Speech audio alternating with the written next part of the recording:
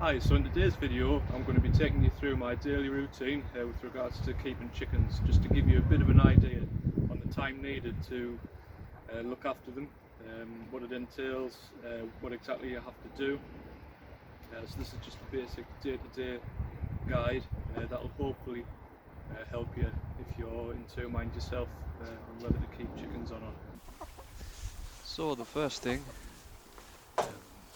is to feed the chickens. So I keep my feed in a galvanized steel bin, and I give them mixed corn. They seem to like this better than the Lay's pellets. I used to give them Lay's pellets, and it was fine. But you get more in the bag that I found at my local pet store, and they just seem to like it. And also I've got 4 hens, so 2 scoops a day is enough for 4 hens.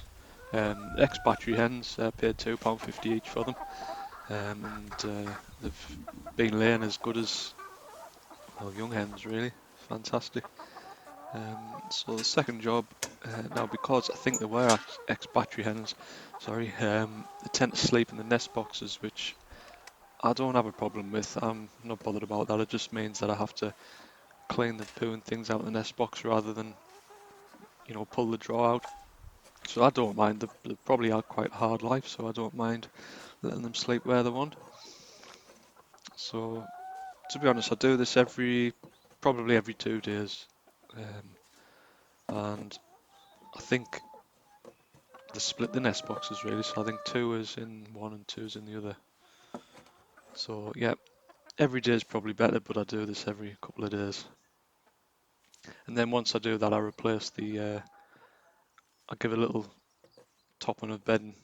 Usually I use the bed shavings, but it must be dust free, because they're not the best breathers apparently, chickens. So it's got to be dust extracted. And on to the next one. This is where they lay the eggs as well. So 3 eggs today from 4 hens, so not too bad considering they would have been killed. So yeah, decent. So again, get rid of all this in the bucket.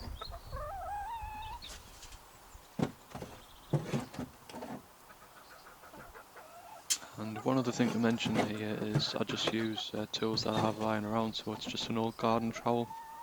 I'm sure you can get proper sort of scoops and things, but I find this is quite good with the sort of the sharper sides than a plastic one, and it's just a steel bucket again.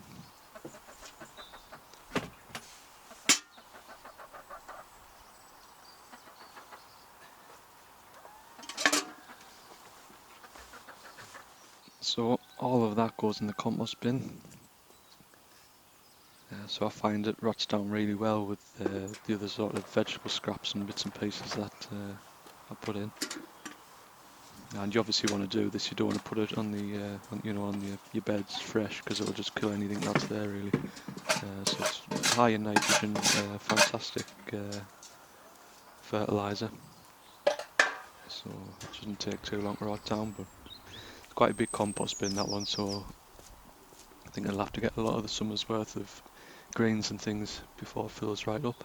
So now once I've done that, I'll go and get the water. So we have a tap on the allotment. It's just from the tap.